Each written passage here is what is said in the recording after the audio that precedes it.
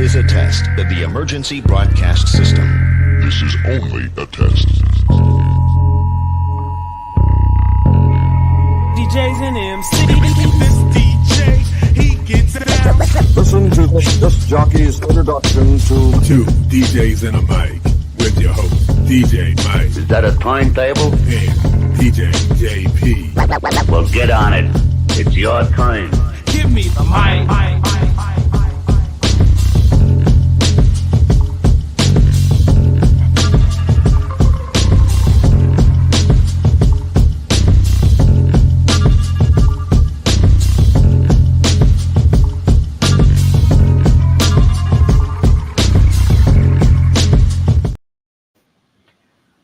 Okay, welcome to another edition of Two DJs, One Mic, with the infamous DJ JP and me, the soft-spoken one. It tickles you every time. It really does. It is hilarious inside. Yes. I crack up inside hearing you speak that language or say that. But that's cool. Yeah. Hey, but it's good to be here. It's good to be in front of you guys again, and we want to thank you guys for joining us. Yeah, we're on a little early, so we said we in the studio. We're gonna jump on, chop it up real quick, see what's going on, what's happening out there. Yeah. So your brother came up with this topic. Yeah, he did. He hit me up and said, "Y'all should talk about this." You know, and it was about being an extrovert or introvert. Yeah, introvert. Yeah. So first and foremost, let's read what that means, Jeffrey. Okay. So I think that's important. Mm-hmm. We need to know. Introvert. An introvert is a person who tends to be more reserved, reflective, and inward focused. Introverts often feel more energized and comfortable in solitary activities or in small, quiet environments. They may find social interactions draining and need time alone to recharge after being in social situations. Wow. Okay, extrovert. An extrovert is a person who is outgoing, sociable, and energized by being around other people. Introverts often thrive in social situations, enjoy engaging with others, and feel more energized in lively, interactive environments. They typically seek out social interactions and may find solitude less fulfilling. Wow. So where do you stand? I think I can be a mixture of both. Okay. Growing up, I was an introvert in a lot of situations. And it's kind of weird. So would you consider a shy person to be an introvert? I would think. I mean, if you're shy, you're not out and enjoying being in front of everybody and talking, and I think that's kind of an introvert. Yeah. Yeah. So I was shy. Yeah. I would say, I guess once I it could go discovered a lot of myself- ways, but I mean, if you're shy and just stay away from everybody all the time, but if you get it wasn't that. Yeah. I was shy around people that I didn't know. No. Okay. Or being in situations where I didn't know. Outside of that, I was You were fine. So you were like a lot of people on our survey that I posted in DJ Crosstalk. You were like somewhere in between. Yes. But where do you think you are now? I'm an extrovert. Absolutely. Oh, so that are you? Oh, really? Where's Mike? Really? Yeah. Yeah. Wow. Okay. As my wife would say, and I'm guilty of it too. I've never met a stranger, or she said I could talk to a rock or that tree over there. But I mean, you just like getting to know people. I find out interesting things, so it's cool to have a conversation, chop it up with people. So I don't know how that's a bad thing. So no, I don't look at it as being a bad thing, and I think it's really cool. But it it's interesting when you look at being a DJ. Yeah, and you're That's when it gets interesting. Yeah. And how do you do it? One at that. How do you do it? How do you do that? Well, I mean, it's kind of like the guy we talked to in Chicago that time. He was telling us he was an introvert. Yes. Yeah. Cute. Yeah. But you know what? He DJs in a way that you can still see that because he's really locked into what he's doing, and he's really not paying attention to what's going on. I don't know how great of a club DJ he would be. Yeah. Because you have to interact and engage with people. And I mean, he does it just enough. But he has always a podcast. He's always, he talks on a show. Comfortable in his environment with just him and one other person. Yeah. So, but even I tried to get my brother, the introvert, to the 15th power to do a live stream during the pandemic, do anything. Never did anything. Nothing the whole time. Wow. Did he feel, what was his words? What was it about it that he didn't like? He's just an introvert. He just don't want to be in front of nobody. So he's just introverted. Wow. So let's jump into these questions because that's where it really, and it's kind of hard because we do need some form of crowd participation, Again, we're dealing with people. If you're on the show, make sure you say hello, say hi, so we'll know who it is, and we can definitely answer any questions you have, or get your comments on if you're an extrovert or introvert. So make sure you chime in. Yes. Hit your questions, Miguel. Well, this is for anybody, but we're really kind of honed in to DJs. Mm-hmm. How are you able to perform at a high level when you're most comfortable without talking to people or being in situations where it's a lot going on with a lot of people? There's a lot of conversation, you're laughing and joking, versus you just being the life of the party. So it's really interesting for those that are introverts that are successful DJs. So this first question, and this may be hard for you to answer because, you came out talking. You came out talking. What's up, producer Ray in the house? The producer. Bang, bang. Yeah, bang, bang. So Ray, which one are you? Are you an introvert? Really? We have to ask him? Oh, of course, because he may be hiding behind a wall. Okay, all right. But did you ever ask your question? I'm about to. Okay, all right. So this is for introverts. How do you manage to perform in front of a crowd? And looking at yourself being an extrovert, I know it's kind of hard, and me becoming one. Not really, because I can go into my moments where I don't want to be bothered with nobody, don't want to say nothing, and just. Has that ever happened to you while DJing? No, because once I touch the turntables, I'm crazy. So have you ever DJ'd an event and you just didn't want to be there because you wanted to be alone? No. I mean, once you get going, you're good. But I mean, you can have your moments where I think mine is more the stress or the pressure I put on myself to perform well. So that's what mine comes from. Okay. And it's not being an introvert or extrovert. It's just the pressure I put on myself. And it makes me kind of go into a quiet state or a moment just to concentrate and get that energy flowing and get it right. What about you? Well, I remember my first time that I DJ'd in front of a lot of people. Mm-hmm. And these were people that knew me. And that was a very, very stressful, I would say introverted situation because I didn't want to be around nobody. Mm-hmm. I was so afraid, like a young little. But was that more messing up or just being in front of your peers? I was and them nervous judging you? Yeah, I mean them judging. Well, yeah, it was more judging. It was one of the most scariest moments in my life, in my existence, because when it was like when I stepped up to the tables and it was my time, it was almost like everybody had headphones on and You know, like just imagine being a silent disco. Everybody got headphones on, and you hearing the mic. DJ Mike is coming up. He's on right now, and everybody stopped and just turned around and was looking at me, and I could have did a Thanos on myself.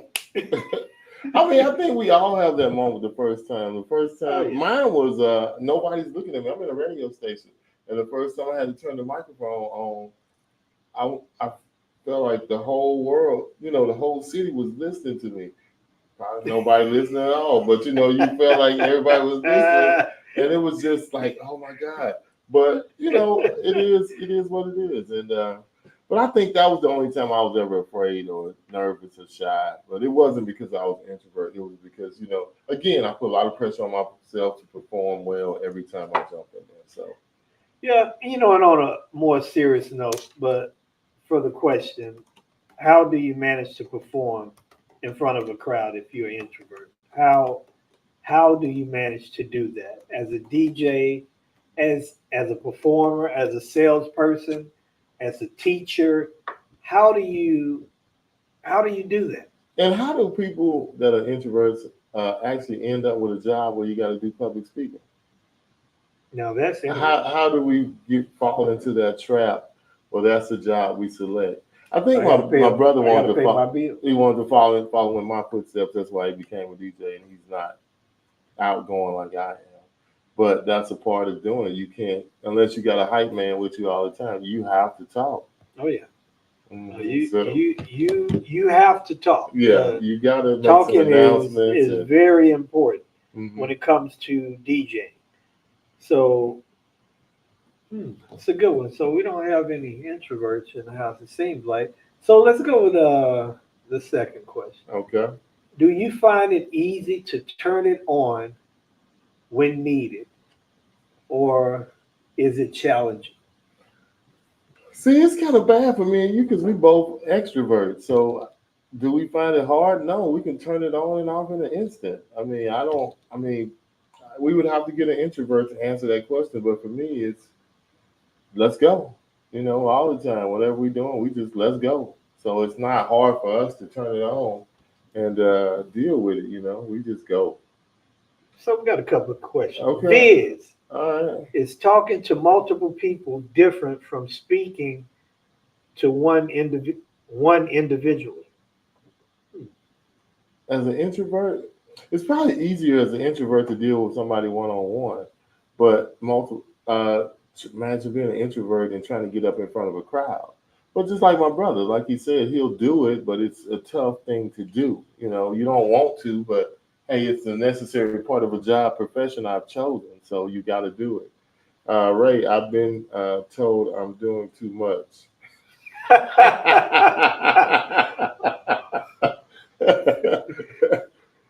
Ray, if there was a such thing as a checkbox, check it. Oh my goodness. And Viz say it's more intimidating for introverts. Is it more intimidating for introverts or less? Oh, very intimidating. Yeah, go ahead. Well, no, that statement just made me think about this. So do you find it to be more intimidating to talk to certain people?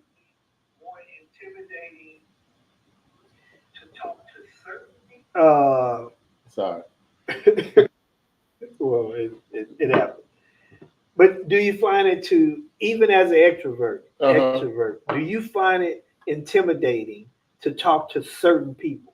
Say people that's on a higher status that you consider to be on a higher level or status. You can. That you find yourself really watching your words and being careful the way that you pronounce your words or any of that. Do you find that? Yeah, we all do that. There's no need to say we don't, because you always want to put your best foot forward. Well, I always want to put my best foot forward. So yeah, if I'm talking to the president or some executive, yes, I'm going to try to approach it in my best way possible. I'm not going to roll up in there, yo, what's up? or I'm not, if he asks you something, you got to answer the question, and you can't. And if you're sitting in a room, you're quiet, nobody knows who you are, so you have to say something in order to at least garner somebody's attention and say, okay, well, this is what he can do or what he can say, but you can't just sit in there and be a bump on the log. Yes. Well, I found it to be that way sometimes, where if I'm talking to certain people, I'll find myself tripping over my words, and I have to calm myself down. Or if I'm really excited, and I'll have to have that little conversation with myself and just calm down. And sometimes we can feel like the room is too big for us. Yeah. When in all actuality we're all the same.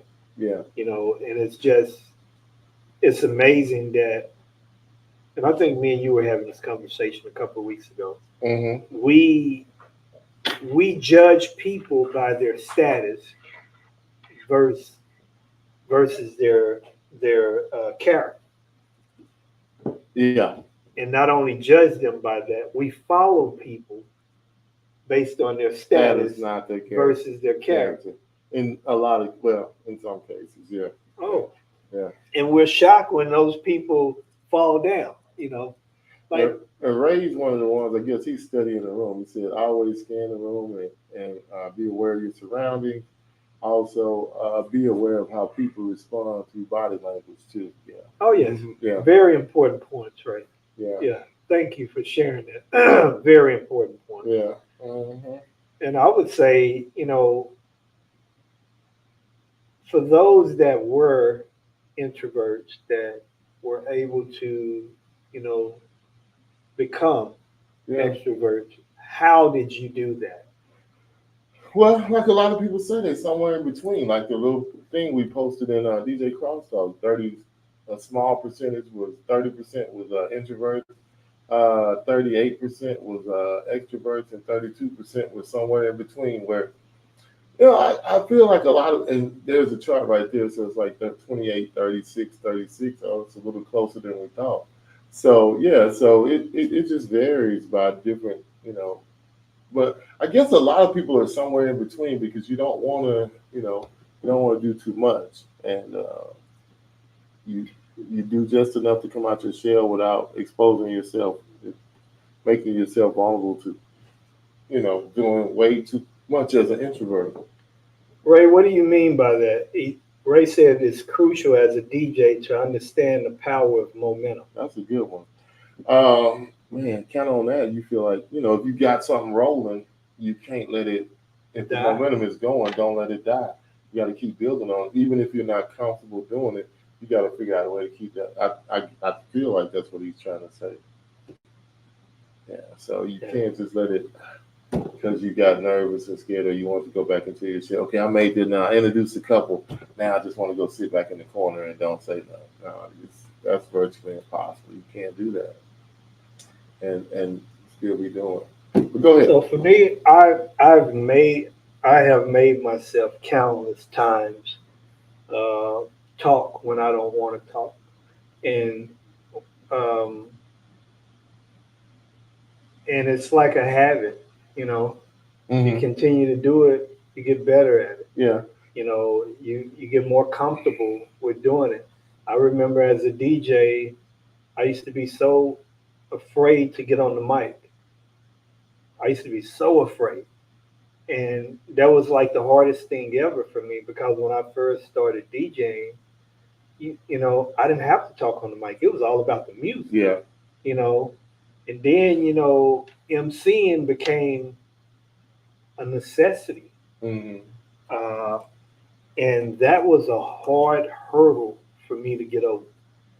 And once I got over it, I was fine. But I realized that a lot of that, it's all about confidence, just being confident in yourself and not judging yourself in a way of thinking what people think about you. We sometimes give too much credit to what we think that people think about us, when What should matter is what do you think about Yeah. you? Yeah. But I mean, things can make you nervous or, afraid to say stuff. Like one of my comments right here, are you okay with being on the mic? A lot of people don't do it right, and there you go with bad English again. I need to change that because I said in the mic, typing on the moment. But yeah. What's up, Alfred Martin? You know who That's that? Wayne. Yeah, Wayne. What's What's up, up, Wayne? And DJ Big Al in the place. Another thing, are you comfortable coming from behind your booth, from your castle, from your space, and walking out on the floor and engaging your audience? That's another one.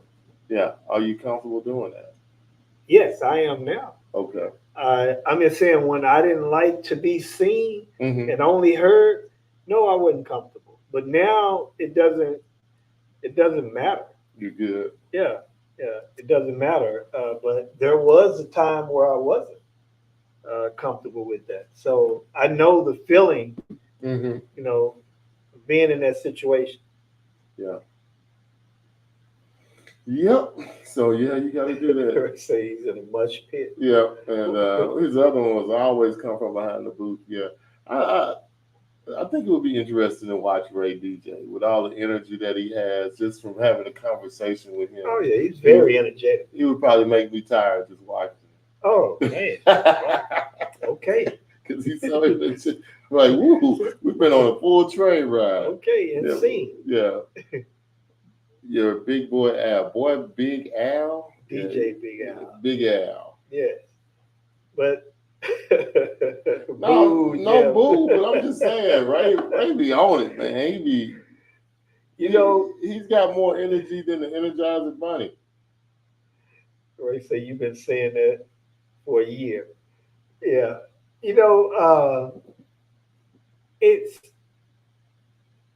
It's contagious, and it should become contagious for us to just be confident in ourselves, because I don't think neither is wrong or right.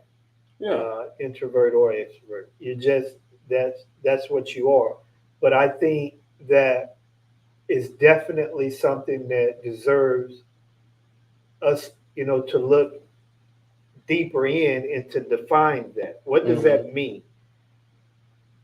Am I afraid or am I uncomfortable with being around people because of me being shy, or I'm not that confident in my ability?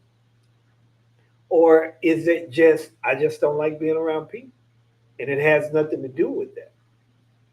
I think if it has something to do with the first one, I think we need to look, at ourselves and see, okay, what is it that I can do to be more confident in me? And like myself, I discovered that I wasn't an introvert. Yeah.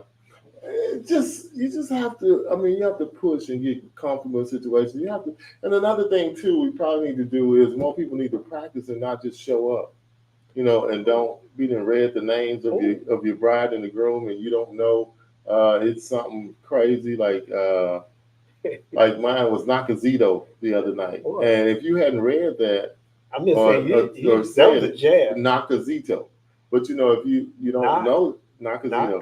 Mr. and Mrs. Aaron Nakazito. Yes, but she was Ugandan. Wow. So it's just. I'm just saying that was part of the name I had to pronounce, and if you don't practice, like I heard this from the great Mike Walter. Shout out to Mike Walter. In the morning time, get a piece of paper and write it down, and in the mirror, practice it or read it for the day, because that's the only thing you got to deal with that day. So practice that couple's name. So you got, and like if you got a whole bunch of bridesmaids and groomsmen that are a little different, and then don't just write it out. Write it out how they sounded out to you. So that'll help you. That'll deal with your shyness and introverted a little bit to give you more confidence what you're doing, like you say. But you got to do all kind of tricks to make yourself more shy and listen and how to command the room. And then you don't have to scream. You can talk softly and everybody will listen more intently because you're not screaming at them. And they control the room. You don't have to scream to control the room. And I think this is important also, Jeff. Mm-hmm. Be you, be yourself. Yeah. Learn, discover your voice. Yeah. And your voice may not be Jeff's voice. No. Do what works for you. Some of us may be like out of control, just wild crazy. Not wild crazy, but really, really great. Just free. Just do enough to be able to control the room. You want everybody in there to go on your words. You don't have to be turning cartwheels or flipping over or coming off the top rope or Tarzaning through the room. You just need to have enough to command the room. Even if you never leave from behind the booth, as long as you can control that floor, that room, and have everybody listening and paying attention to what you can do whatever works for you. Yeah. Ray is leaving us with something. He says, I'm going to leave you with this insight. The goal should be to understand the factors that can control as a DJ. We can control as a DJ. Jeff, I DJ Saturday night in Fort. Okay, Funky Town. If you want to see how crazy and entertaining I am. Hey, that sounds like an invite. Thanks for the invite. Wow. So is there such thing as doing too much? Yeah. I mean, a lot of people talk more than the words in the song, and a lot of people complain, he talk too much. I think there's doing too much. Yeah. So where you can't even enjoy the song because the DJ is talking through the whole thing. So do you think part of the reason why you may do too much is because it's possible that you didn't do your homework with having a better understanding of the people that you're going to be entertaining? You should be able to get a feel by when you're talking if it's gone too much or too little. Because, people can start to... I mean, you should be able to you can talk too much. So let me... I'm sorry to hit you with these. No, go ahead. I mean, that's what we do. We talk about it.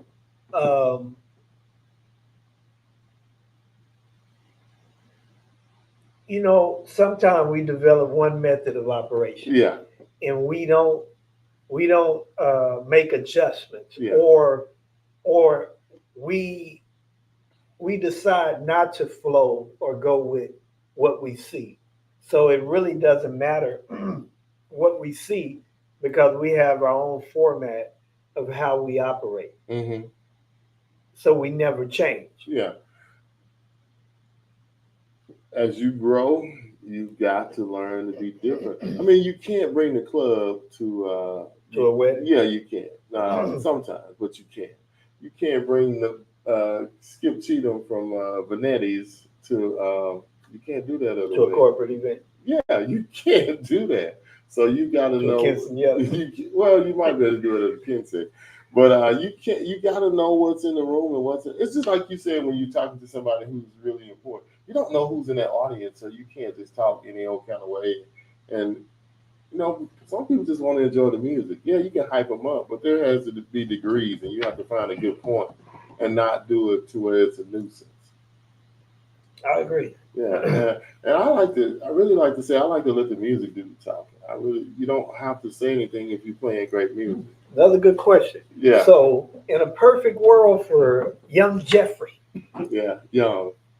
So, I didn't mean it in that way. It's okay. I'm just kidding. We had that discussion earlier. Would you, in a perfect world, would you be okay if you didn't have to talk? No. You wouldn't be okay. No. Because you have to give some direction in But I'm just saying, I'm just thinking about what you said. You like to let the music do the talking. Yeah. So in a perfect world, if you could just play music and not talk, would that be okay for you? No. No, I mean, no, because I still would want to interject some stuff.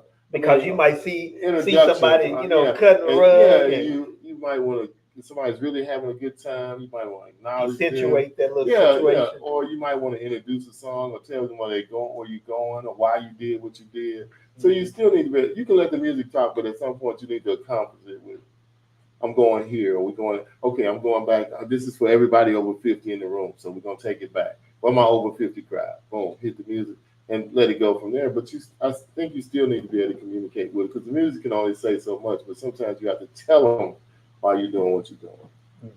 What about you? In a perfect world, probably you wouldn't want to say a word, would you? No, I'm kind of like you, Jeff, because I might see something that is, that's hilarious to me. I might see something that I want everybody else to see. Yes. Or I might see something that they don't think nobody saw it. Yeah. Or seen it. But when I say something about it, there are people in the room that are laughing because it's like, yeah, I saw that too. Yeah. Mm-hmm. So no, I like just being able to jam out, but if this is for other people and they are I'm DJing for an audience, no, I have to say something. Yeah. No matter how small or big. Now, I'm not one that likes to just overly talk. Mm-hmm. I think that's overkill, and there are situations and times where people want to just hear the music. Yeah. And they just really want you to, just shut up. Yeah, and just let the music do the talk. Man, that was my favorite part of the verse, and you talked over. You talked over. I try not to ever talk over words. I don't like talking over the words. Not to, because it could be important. I almost hit a stem to keep from talking over the words. You know what I mean? Dude, I used to, man. Yeah, but now that we have stems, it's different. You could be in it, but then you still might piss somebody off because that was their part of the song, and now you just stemmed it. But if I do it in the chorus, I'll stem it, and then for the next verse comes, then I'll talk my way through it. So I don't like talking over the words because I remember growing up, and we recording on our tapes, and the DJ is talking over the song. Boy, I used to be so mad, and I wish I had some type of software back then to just take it out. Just to not only take it out, just take him away the whole night. Just mute him on because my recording. Back then it was different, but now you probably couldn't record something. Well, yes, you could, because they let them go for a little bit, sometimes like 15, 20 minutes. They'll let them go without saying a word. Dude, this brings me to another question. Mm-hmm. Do you remember the last time you recorded on a cassette tape? And what it was that you were recording? Do you? Yeah, I know exactly what it was. K104. I used to record the home team all the time and take them to work, and we listened to them after lunch at work in Wichita Falls. Mm-hmm. That was the last time I did cassettes. Now, DJ wise, it was when I was at home back in the 80s, and I would record the famous disco club in New Orleans. I had to stick it in the window, get the antenna just right, and you could hear the club from New Orleans all the way in Hattiesburg, and record those. And then, sometimes on the radio, you would want to record tracks so you could have them to play later because you didn't have it or didn't have the record. But, I remember it was up there with stuff off in the late 90s. I was a faithful 120. I needed 120. I used to make my 120s. I used to take 260s and make a 120. Oh, dude, I was a surgeon. You know how to be surgeans with those things. It's so many things. You had to. I'm talking about. You had to be great. Yeah. With the Scotch tape. Yeah. With a little X-Acto knife or a razor. I'm talking about. You had to be great because if it was too fat, it's gonna get stuck and break in the middle of your. Yeah. So you had to be. Yeah. Man, after trial and error, I became. There's so many things we did as DJ, and I love that picture that Jorge or a bunch of people are passing around with that guy with the crater with the with the dolly full of records. Oh, with the man, he got a lot of crates. Do you think, bro? That was small. Yeah, Pat said his back still. I used to take at least 6 or 7 crates. But the thing is, now I've had 2 carloads. Think about this. How can we take all the music we have in crates? Dude, I got damn near 400,000 songs. What I'm saying, you couldn't on my hard drive. I couldn't. You couldn't do it now because, the thing is, because we play for so many different audiences now. You got to have this, you got to have that. I mean, I had to get, I probably had a crate of Uganda music on Saturday. So you know what I'm saying? That's a whole other crate besides the R&B, the oldies, and the hip hop and the Spanish. It's just crazy. And let's just throw this out there for giggles. Yeah. You say Ugandan. They'll just think getting their music, if it was still vinyl, those are exports. What, $12.99 a record? Just for one single? More than that. Yeah, might be more than that. You wouldn't have made no money on the DJ. Yeah. You'd have paid all that in records. How did we do it back then? Well, people. But you belong to record pools too, so you would get a whole bunch of stuff for like $40. But also, I think it was a more controlled environment. People. We didn't have to deal with this. Yeah, you only listen to what we got it from. Did you ever have anybody bring a record to you in the? Oh, man. I did in the skating ring. People would bring records. That's blatant disrespect. No, that's not disrespect. That's giving you. So did you keep the record? No, I didn't keep it. I gave it back. But I would take records to the skating ring for people like these DJs I know didn't have what we want to hear. Records. Yeah, I would take my records. I took them over used to say to the skating ring. My first 12-inch, I took it for the guy to play because I know he didn't have it. You used to take records? Yes. I told you it's been in my blood a long time. Matter of fact, could you move over? When you say that, you know what that's equivalent to me? Yeah, doing this. But no, it wasn't like that. It was like, hey, I know you probably don't have this or you can't download it. I mean, well, I guess it was a different atmosphere. It's not like you received that different. Yeah, and I didn't go at him in a way like just play this. No, I went, hey man, if you have these, cool. If you don't, here's the records you can play tonight. Was it ever a situation where they didn't give you your records back? No. I went before the night with skate in hand because we used to skate every Thursday and Wednesday. But now I got to know them, so they were like, okay, thank you for having this record so I could play it because. I didn't have it. Yo, Jeff, make sure you bring that Kumo. No, he never said that, but I mean. So they never asked you. But you know what he did do? He would go out and get what we would bring and suggest. Good. Yeah, because he would go ahead and get it, and that way he had it. And so for you newer people, that's equivalent to. No, it's not. Hold on, yes it is. You ain't even heard me out. You already judged me. This is a no judge zone. No judgment zone. That's equivalent to. Someone coming up saying, hey, can you play this? And you download and say, you know what? I'm going to keep this. This is a good one. Yeah. I'm sorry. But I mean, you want to hear certain songs to skate to. And then, Jeff traveling with his bike. Yeah. Mama, can you play this right here? This is one of the hottest ones. Y'all know how I was doing the other night at DJing. I can see, hey, can you play this? This is the hottest jam. This is the hottest record in the city, baby. Wow. Yeah. So, I mean, but we just did. I mean, they were real cool. They didn't really, they didn't know, where I grew up, the world, it's probably here too. The world was so separated. You got them and you got us. And they played that and we wanted to hear this. But you were taking our money. So, can you at least give us something of what we want to hear? We don't want to just hear, ooh, ooh, ooh. So, Foxy. So, when that was played, did it separate people? No. It was always all of us anyway. Okay. Yeah. So it was our skate night. Okay. Yeah. So. Oh, I get it now. Dirty South, baby. Very different. Yeah. But what else you got on your list of questions over there, sir, from the introvert extrovert world? We might have touched everything. Well, let's jump off topic for a moment because we're about to jump into that good old. It's about to be that time of the year, the NFL. Oh, okay. Come on, let's go. No, I'm just saying you're a big football fan? Yeah, I like football. Okay. Football is one of my favorite sports. So, I mean, I'm just saying, No, go ahead, say it. Nothing. Just, are you ready for football? I'll make it easy on you. Are you ready for football season? I really don't know if I'm ready yet, but I know I will be coming Sunday. I am. I know this. I am ready. We've been invited to my guy's daughter's birthday party on Sunday, and I'm like, really, really? They don't. I don't think people understand that.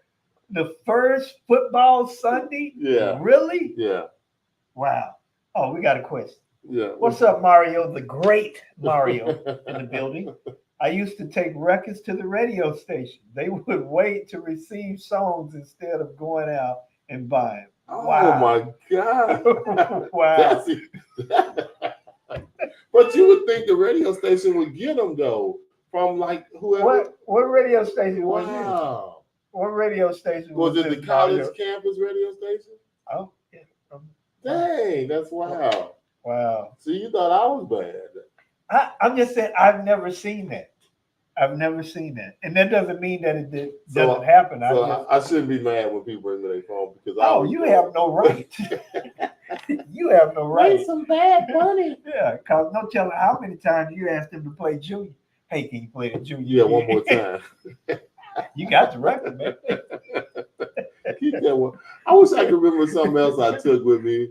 I have to look back at that year and see. Probably Kumo. I mean, probably was some Kumo D. Probably some Rappers Delight was in there. Wow. Patchy or something. Yeah, You have to yeah. drop some of those in there. Yeah, he said no small town in Mississippi they would get them late. Yeah. Record pools was on time, man. People don't want. I mean, it's just like we have them now, but it was different because you was waiting on that box, man. You didn't want to have to go out and buy the new hot record or a lot of times we could actually break stuff back in the day because you would get things that were not even on the radio yet. I remember when I got DJ Jimmy in my box and nobody had it. Well, you play it. How many times did you play it? Yeah. Man, might be your face because it. Okay, yeah. So I mean, I didn't play. When I was a club DJ, I only tried to play everything once every night. If you didn't get there when it was on, you wasn't gonna get it. So did they ever give you tips to play something twice? And did tips persuade you to play? They would. But no, I mean, if it was something that was really hot, I might double back and hit something. But I mean, where I was at, you could go anywhere. So, you just took them on a musical journey. There were songs you saved for the 11 o'clock, 12 o'clock, 1 or 2 o'clock hour.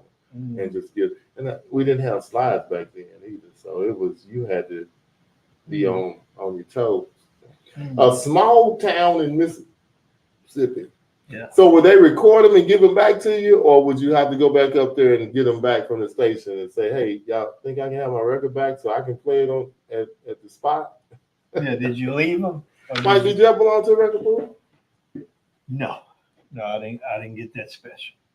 Well, it wasn't special. You had to pay for it. But did you ever go around to any Dallas was a big hub for all the records. Yeah, Sound Warehouse. No, I'm talking about Sony had an office here. I didn't know that. MCA. I didn't know that. Everybody had because I would come down here from Wichita Falls and go to listening parties and I didn't know all that. kind of stuff, man. So I dove deep into the music industry at that. I mean, especially the radio side. I don't know why I never got back into it though. Wow.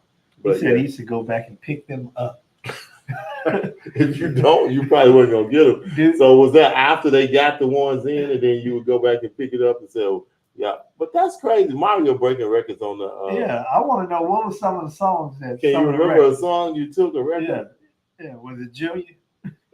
Stop hating on Junior, man. Man, that's one of my favorite songs. I'm just saying, I just can see you up there. I bet when you took the records, the first record that they saw was Junior. You might have made sure that how you handed them, Junior was on top. Ain't no telling how many yards I mowed to get that record, man. Wow. Yeah. I remember that was the first 12-inch I ever bought. Wow. Mm-hmm. Still love that song to this day. Oh, Junior. And then join record pools. I used to get a lot of garbage too, and it's probably good now. But I mean, some of it probably you could do something with it, but a lot of it was like, did they really press this and send it out and say we should play it somewhere? This is horrible. Yeah. And I used to have to write reviews, and this is not good. What is it? A 1? It's a 1. If I could give it a 0, I'd give it a 0 because it's horrible. They wouldn't let you give it a 0? No, you had to go 1 to 5 or 1 to 10, whatever the scale was for everything. And they would only ask you like 10 records out of the records you got, so you only had to review a certain ones they probably knew was hot. Yeah, Mario said he would go to Memphis for the record pools. World Class Wrecking Do you remember that song? Well, they had several Turn world Off class. the Lights. Yeah, I know. Turn Off the Lights. Man, one of my favorite. What was that? They had two slow jams. Yeah. Don't Turn Out the Lights. What was That the record other? got stolen from me. Really? In Turkey. A Turkish DJ stole it from me one night. I was DJing at the Turkish club. You knew that. Yeah, but hey, brother, you can't do nothing to them. Mm. I might still be over there. They probably put me in jail and beat my feet every day. Yeah, no, so you couldn't even really argue with him and accuse him publicly of stealing your stuff. But I know I knew he did it. So yeah, I was DJing that one night in the club for them, and when I went to the bathroom or something, or whatever the case may be, it came up missing. So did you go back to I went back and talked to him, but you could. It's a different world over there. I can imagine. Yeah, it's totally different. I can imagine. I don't know what you then. Now he can't speak English. But any other time you can speak English. So it's just a lot of time record pool, record clubs will have artists present. Yep. So he did it too. He went to listening parties. Memphis probably had a lot of good record stuff up there too. But yeah, I would come down here and go to like listening parties, and then I kind of got hooked up with Greg. Greg Street. He would open a lot of doors for me, so I would go. I was trying to get stuff from Profile for the longest, man. Profile had man, some back then. Profile and Def Jam. Did you have Def Jam? Yeah, I had a small connect with Def Jam. That was kind of like after I left the record pools. I was just and brother, when I got No Limit, you got a box every day. They had some. They'd send you a full album, the singles that they thought was gonna be hot, CDs, shirts, all kind of stuff. So when I got hooked up with No Limit, Master P it was on and popping, brother. I loved them. They were the best. Profile, I finally got in, but it was like toward the end of their thing. But it was tough getting them record pools, man. I mean, getting to them record labels. Sony, and once you got to know people, it ain't like now where you email, you got to write a letter, you got to do this. It was a little tougher back then, but now. No, you had to prove yourself. Yeah. Mm-hmm.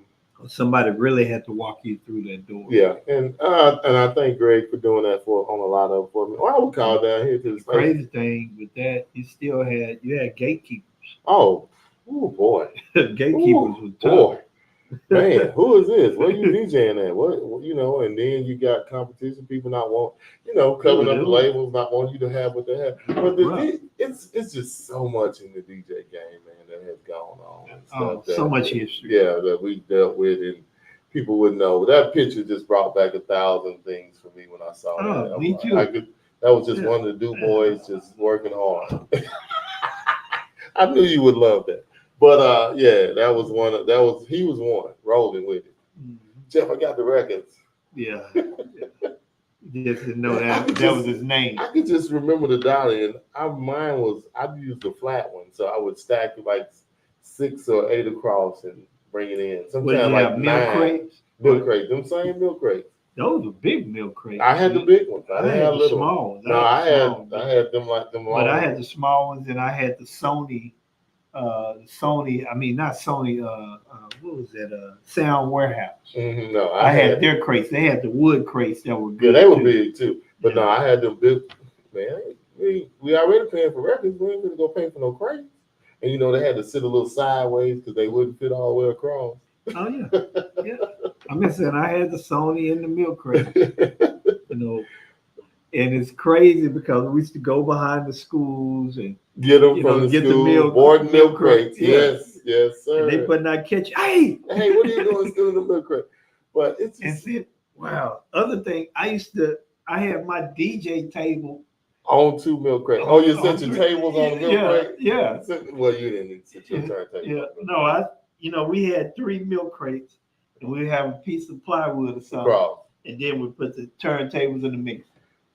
Man, this thing has come so far, man. Oh yeah, and you didn't want to have mismatch milk crates, so I would have black or brown. Black or brown. I think mine was I always like the gray ones. Yeah, or you just get what you could get. Oh yeah, I'm just saying you get what you can get. It took a time. sometimes it took a minute to get a set. Yeah. Because it got red, blue. But it's so funny that almost every DJ has the same story of what we dealt with and what we had, milk crates and turntables and expensive butt needles and, trying to get a record. Digital Underground said it best. All around the world, same song. Man, yeah, and it really was. And like I said, that picture, every time I see it on somebody's timeline, I laugh now. I'm like, man, look at that. Ooh, just imagine if you have to take what you have to take now. I mean, even the Fat Daddies.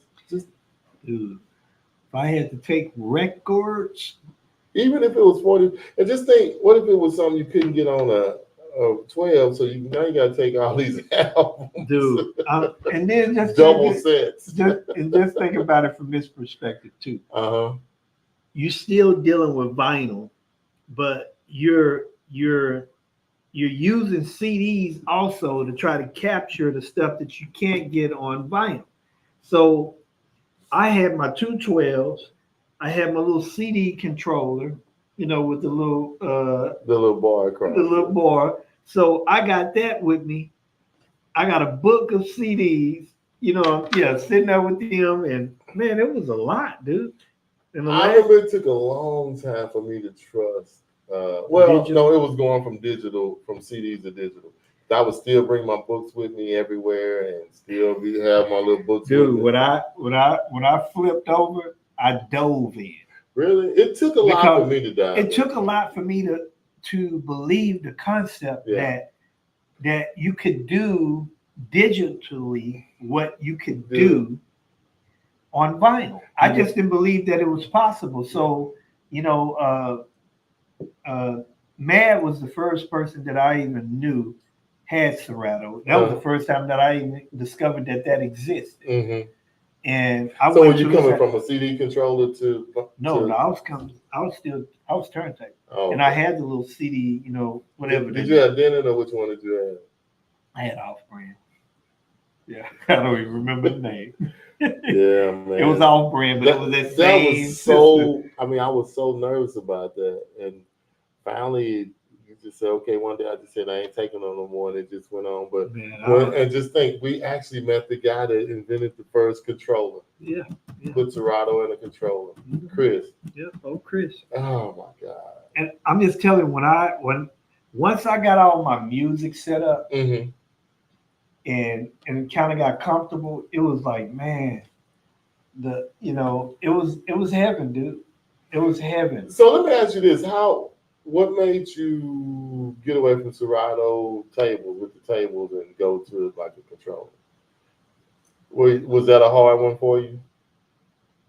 I can't remember, but I remember again. I have Mad. My back. I have to think about Mad. My back made me do it. Yeah, that was huge. Chris to meet Chris. Yeah. Chris and Chris. You would have loved. Yeah. Somebody wanted to put him in our luggage or his luggage, and somebody almost got a kidnapping case. We didn't have enough time with Chris. I know it, and you wanted the person who connected Serato and a controller is sitting in our booth, and we only got 15 minutes. You were so it was. I was like, man, this dude here. There's people you just want to talk to, and I had about 100 more questions for him. I know it. You would. Yeah, Jeff. I called Serato and I told him, hey, let's put it in a control.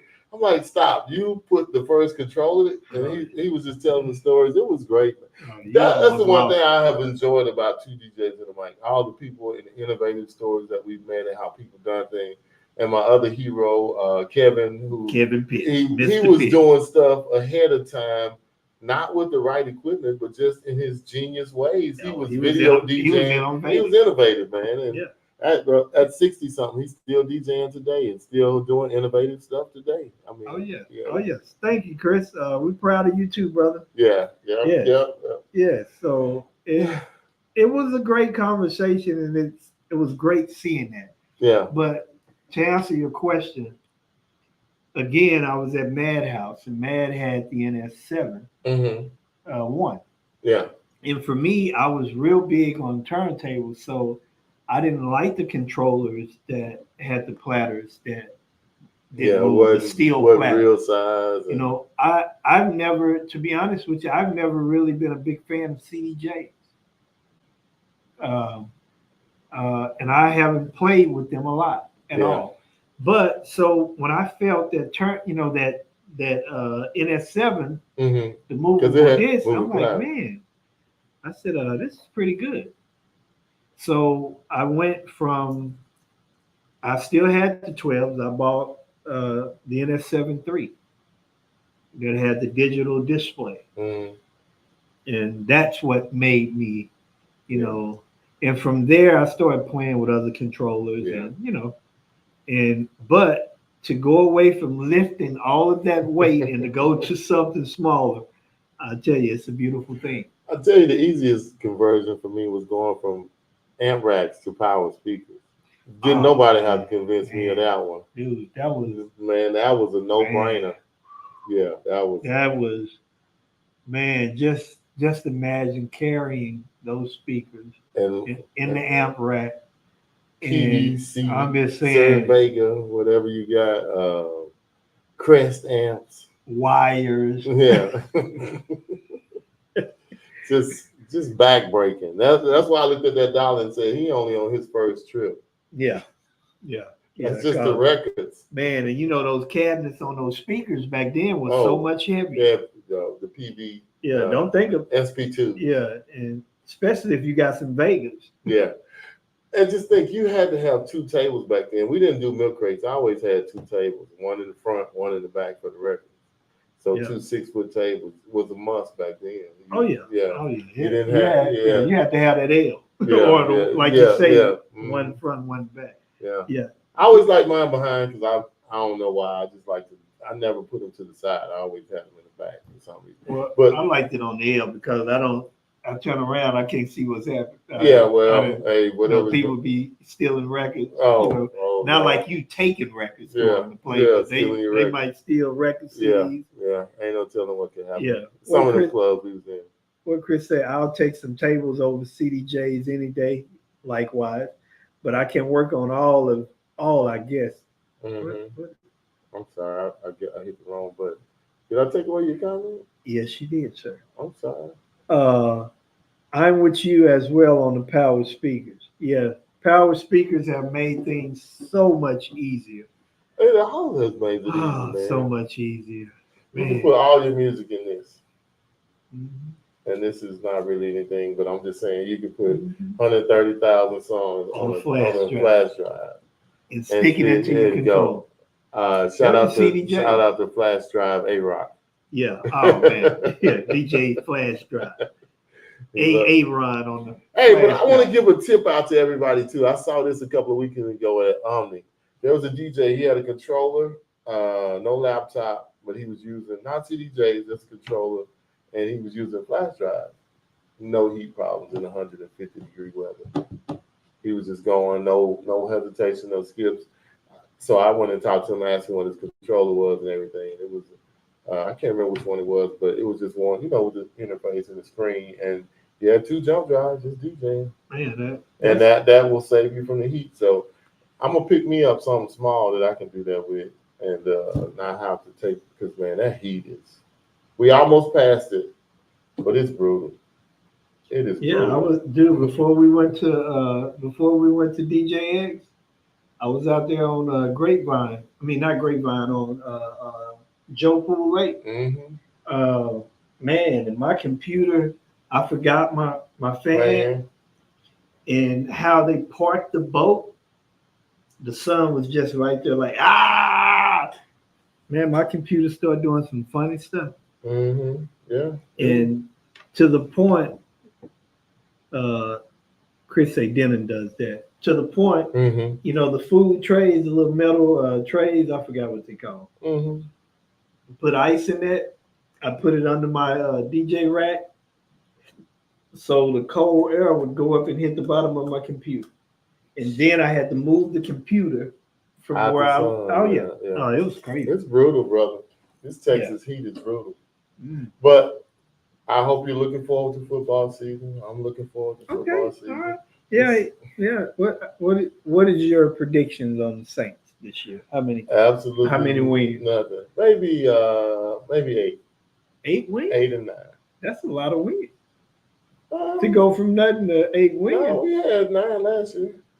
No, I'm saying you said you but to me, winning is going to the playoffs and bowls is the big game. Is what I. So you don't see y'all making the playoffs? No, I just don't see it because I think so many other teams are much better right now. It's going to be tough in the NFC, brother. Mm-hmm. You got Detroit, you got the Cowboys, you got San Francisco. Mm-hmm. It's a tough road, and Minnesota might be better. Who knows what's going to happen with Seattle? But just to kind of talk about something a little different. But, man, you got to love this from where we came to now to still be in it. Oh, yeah. Because if you don't love it, yeah, it'll break your back and put you out of business. Oh, yeah. Yeah. Chris, you're right. If you want to know what some heat is like, come to Fat Dad's. You're right about that. The heat is on. The hot box. Yeah, a little smoky.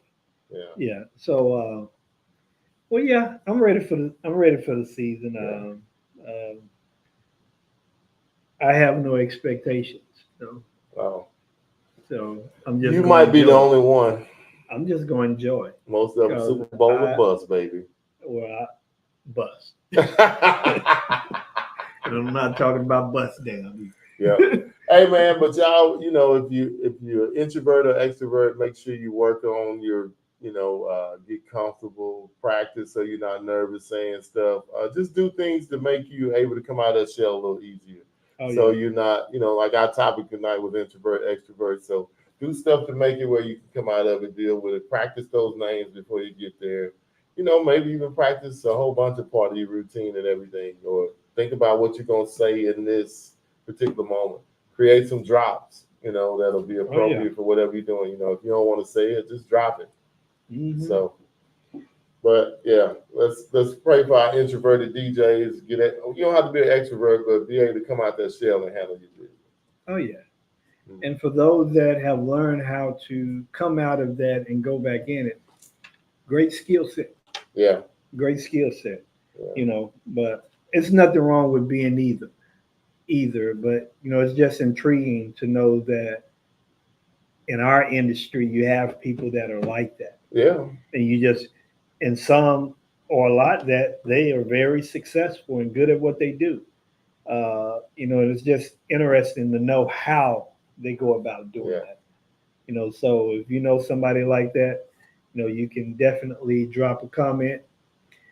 Make sure that you follow us on all the social platforms. Yeah. YouTube, Facebook, IG, LinkedIn, and so forth. Yeah. 2 DJs, one mic.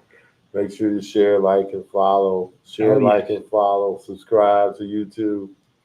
Just keep growing the show. We're going to keep putting out good content and sharing the experiences that we have with everybody. Yes. And before we go, we have to make sure to thank our sponsors. Oh, yes. Curating Live, EV. But go ahead, Big. Yes. No, go ahead. I'm just Curating 2 DJs and 1 mic. Our platinum sponsor, Curating Live, the #1 photo booth software featuring customization, easy setup, share options, printing, analytics, and cloud-based storage. You don't have to put it on your computer. They'll store it in the cloud for you. You can reach Curated Live by phone, 800-708-0247. Email info@curatorlive.com. Tell James and Angie that JP and Mike sent you.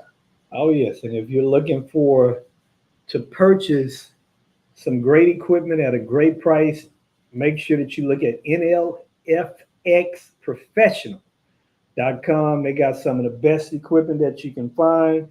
They stay on top of it. They make sure that not only they provide you with the equipment you need, but they educate you as well. Yeah. So another great company. Make sure that you follow them on social media, to see all of their new prices or what they got, products, what they got, what they got up.